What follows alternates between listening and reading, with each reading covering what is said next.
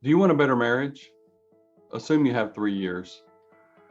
Pretty quickly into his marriage, scholar C.S. Lewis learned that his wife had been diagnosed with terminal cancer. And they didn't know how long they would have, but what they did know is that she was going to die. And so they were very intentional about spending time together, doing the things they wanted to do. Lewis loved his wife and enjoyed her intellect, enjoyed debating her. She got his humor, he got her humor. And he was very intentional about making sure that their days were spent well together. Probably the best comment that I've ever heard about their marriage was that he was content just sitting with her in silence. He passionately loved her just like he was a teenager, even though he was older at the time of their marriage. How do we apply that to our marriages?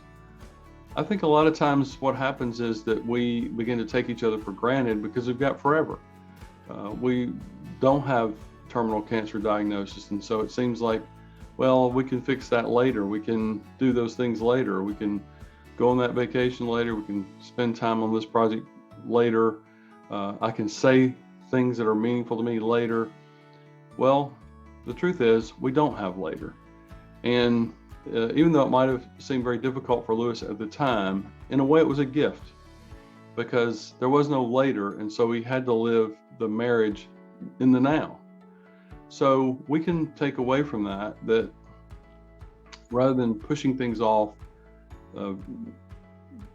I'll apologize tomorrow. I'll tell him I love him tomorrow, later. Instead of doing that, maybe the way to have a better marriage is to have it now. Assume that you only have 3 years before one of you are going to die.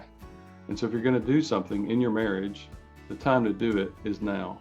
That's the way to have a better marriage.